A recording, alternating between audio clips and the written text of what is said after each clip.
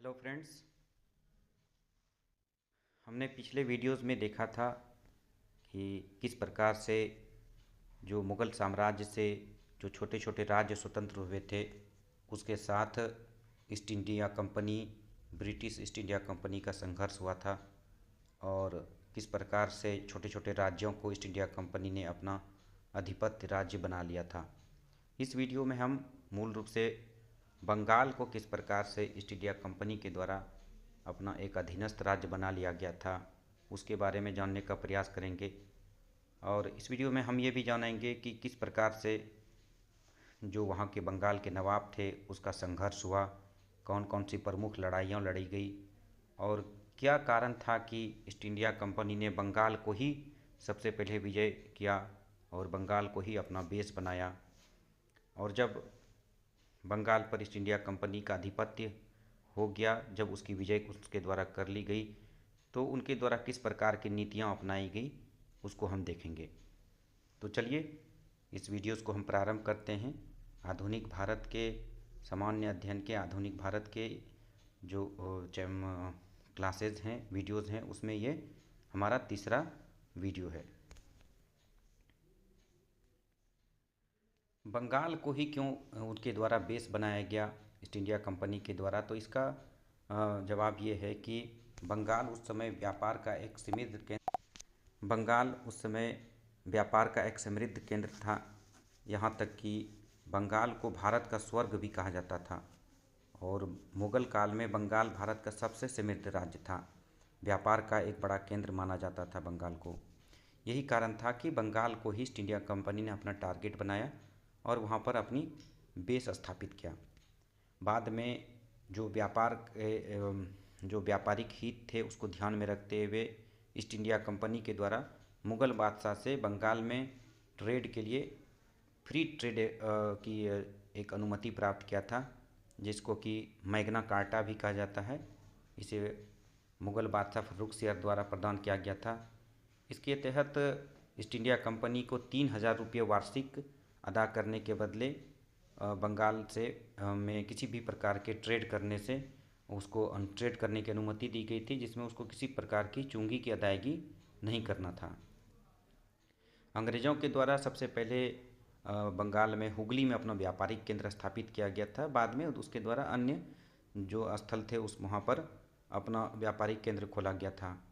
अंग्रेज़ों के द्वारा व्यापारिक केंद्र की बाद में धीरे धीरे किलेबंदी किए जाने लगा और उसके द्वारा जो राजनीतिक जो उथल पुथल उस समय भारत में चल रहा था, उस संघर्ष में, राजनीतिक संघर्ष में उनके द्वारा रुचि लिया जाने लगा। बंगाल में एक जो उसके द्वारा एक जो महत्वाकांक्षा दर्शाई गई ईस्ट इंडिया कंपनी के द्वारा, वो ये था कि उसके द्वारा व्यापारिक जो सुविधा दिया गया था, फ्री पास, उसका दुरुपयोग किया जाने लगा।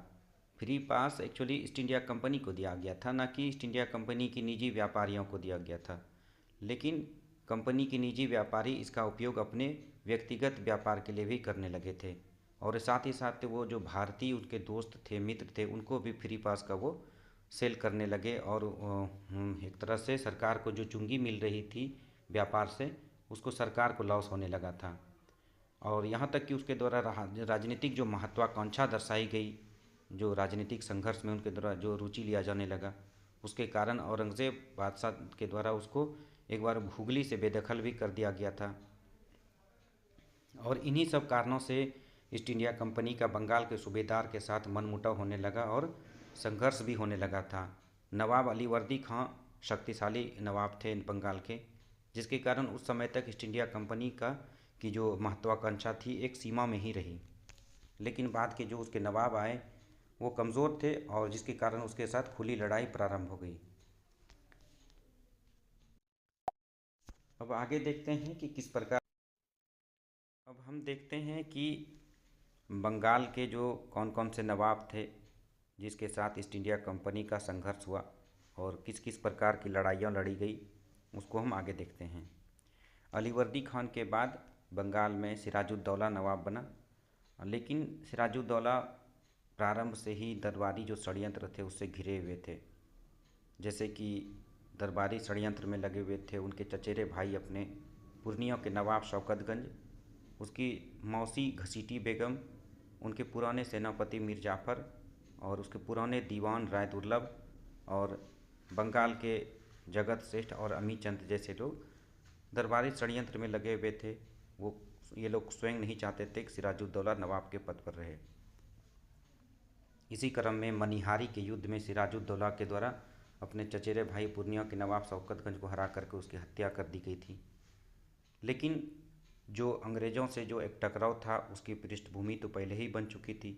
उनके द्वारा सत्ता का दस्तक का दुरुपयोग किया जा रहा था और साथ ही साथ जो राजनीतिक महत्वाकांक्षा थी, जो राजनीतिक जोड़ तोड़ थी, उसके द्वारा रुचि लिया जा रहा था। लेकिन जब सिराजुद्दौला बंगाल के नवाब बने तो उनके द्वारा उनकी सत्ता की अवहेलना किया जाने लगा। जो बंगाल के नवाब थे सिराजुद्दौला, उसके ईस्ट इंडिया कंपनी द्वारा उचित सम्मान नहीं दिया जाने लगा। यहाँ तक कि बिना बंगाल के नवाब की अनुमति के उसके द्वारा फोर्ट विलियम की किलेबंदी भी की जाने लगी। इन सब कारणों से सिराजुद्दौला के साथ उसका एक मनमुटाव और टकराव प्रारंभ हो गया और सिराजुद्दौला एक बिना रणनीति के और बिना सोचे समझे काम करने वाले एक नवाब थे। उसने बिना विलंब किए कलकत्ता पर अधिकार कर लिया, जो कि एक तरह से ईस्ट इंडिया कंपनी के लोगों का गढ़ था, और उसने कासिम बाजार और फोर्ट विलियम पर कब्जा कर लिया था।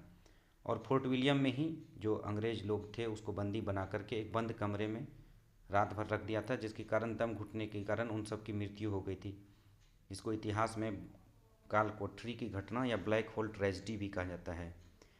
लेकिन इसी समय जो ईस्ट इंडिया कंपनी थे उनके द्वारा क्लाइव को, जो मद्रास में थे, उनको वापस भेजा गया जो ब्रिटिश क्षेत्र थे उस पर कब्जा के लिए। तो क्लाइव के द्वारा सबसे पहले उस कलकत्ता पर अधिकार कर लिया गया और कलकत्ता पर अधिकार को देखते हुए नवाब को झुकना पड़ा और नवाब के साथ उनके द्वारा अलीनगर की संधि की गई और नवाब सिराजुद्दौला को अंग्रेज़ों के पुराने अधिकार वापस करने पड़े थे।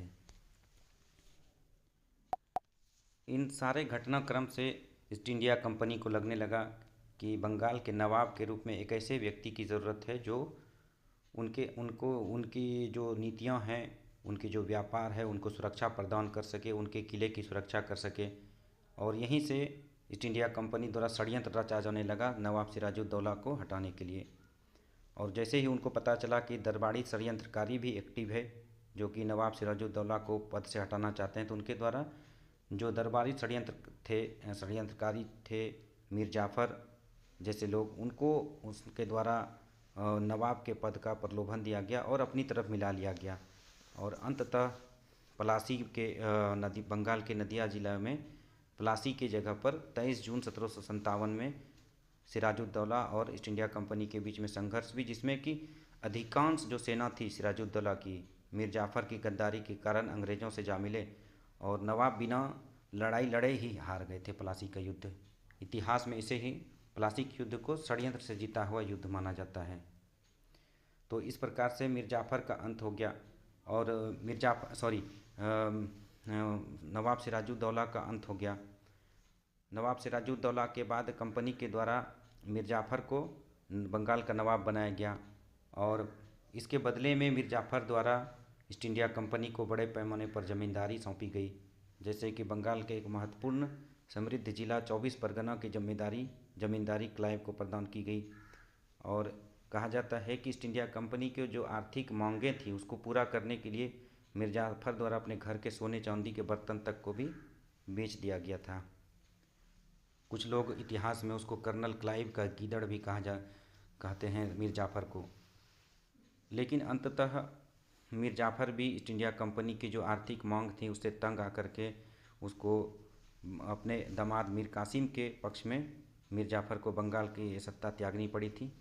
इसको अंग्रेज़ों द्वारा इस घटना को बंगाल की दूसरी क्रांति का नाम दिया गया है।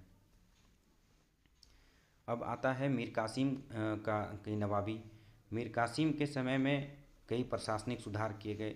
मीर कासिम मीर जाफ़र की तरह ही उसने भी पूर्व नवाब को सत्ता पर से हटा करके अधिकार किया था, लेकिन मीर कासिम थोड़ा दूरदर्शी व्यक्ति थे, दूरदर्शी नवाब थे। उनको लगा कि अंग्रेज़ों से तो स्वतंत्र होना चाहिए। मीर कासिम को इस बात की आशंका प्रारंभ से थी कि ईस्ट इंडिया कंपनी से उसके संघर्ष कभी भी हो सकते हैं। यही कारण है कि मीर कासिम ने अपनी जो शक्तियाँ थी उसको बढ़ाने का प्रयास उनके द्वारा किया जाने लगा और इसके लिए उसके द्वारा प्रशासनिक सुधार किए जाने लगे।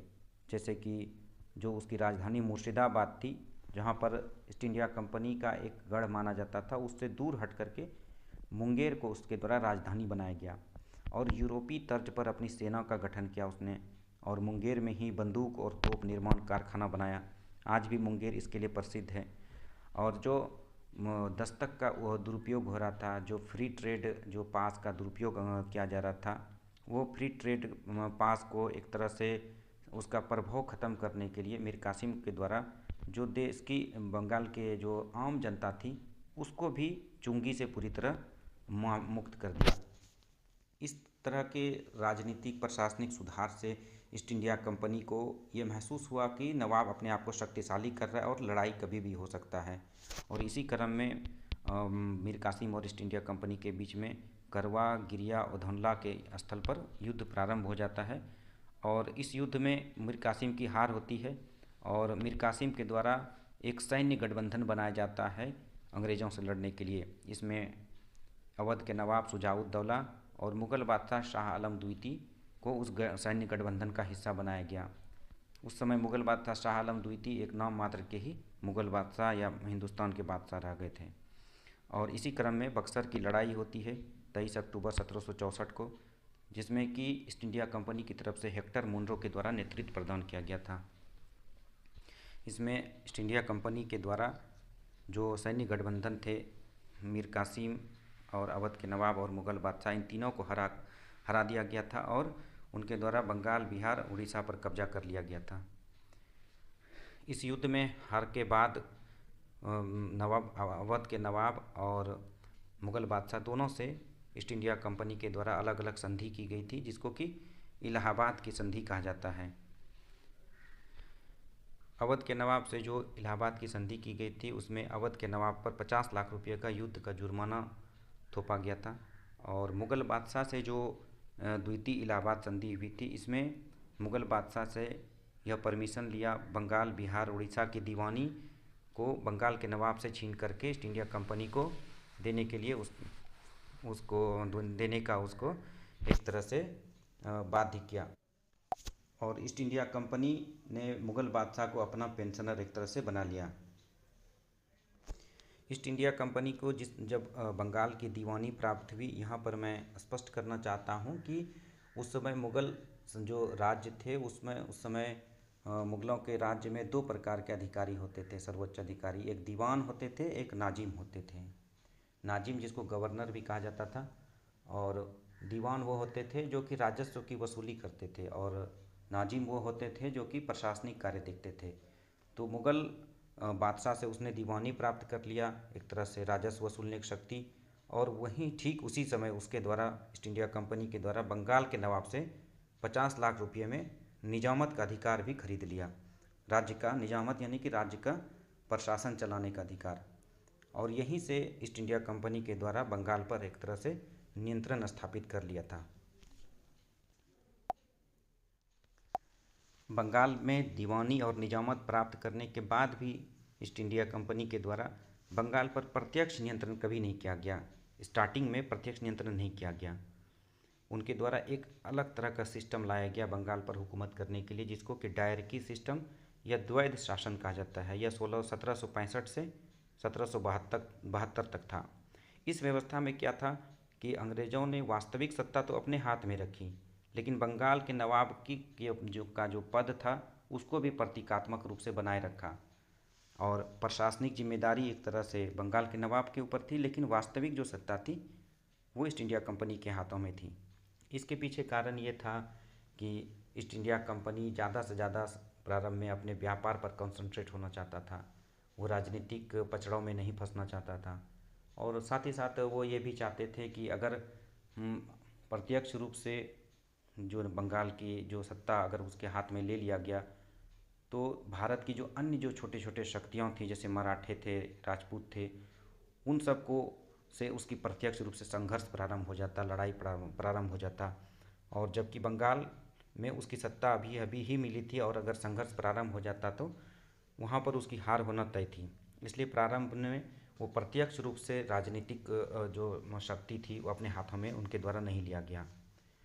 लेकिन 1772 ईस्वी तक आते आते ये व्यवस्था बदल गई और बंगाल के अंतिम नवाब जो मुबारकुद्दौला थे उसको सत्ता से हटा करके जो ईस्ट इंडिया कंपनी था उसके तरफ प्रत्यक्ष रूप से बंगाल पर कब्जा कर लिया गया और कॉर्नवालिस बंगाल का गवर्नर जनरल बना। तो ये सारी व्यवस्था थी। और जब ईस्ट इंडिया कंपनी के द्वारा द्वैध शासन की प्रणाली शुरू प्रारंभ की गई थी तो उस समय दो महत्वपूर्ण घटनाएं हुई थी जो को जान लेना ज़रूरी है। एक तो हुआ था श्वेत विद्रोह। श्वेत विद्रोह था कि कम सैलरी को लेकर के अंग्रेज सैनिकों का ही विद्रोह कंपनी के विरुद्ध हुआ था, जिसको के बाद में दबा दिया गया था। और एक सोसाइटी ऑफ ट्रेड की स्थापना की गई थी क्लाइव के द्वारा कंपनी के कर्मचारियों के हितों को व्यापारिक हितों की सुरक्षा के लिए। तो इस प्रकार से हमने इस वीडियोस में देखा कि बंगाल में किस प्रकार से व्यापारिक हितों को व्यापारिक हितों को बढ़ावा देने के लिए ईस्ट इंडिया कंपनी का जो बंगाल के नवाब थे उसके साथ संघर्ष प्रारंभ हुआ और अंततः बंगाल पर ईस्ट इंडिया कंपनी का कब्ज़ा हो गया। बस इस वीडियो में इतना ही। अब आगे हम अगले वीडियो में देखेंगे कि किस प्रकार से ईस्ट इंडिया कंपनी के द्वारा भारत के अन्य क्षेत्रों पर कब्जा किया गया और भारत में विभिन्न प्रकार के जो उसके द्वारा नीतियाँ लाई गई उसको हम अगले वीडियोज़ में देखेंगे। तो इस वीडियोज़ में इतना ही। Thank you so much.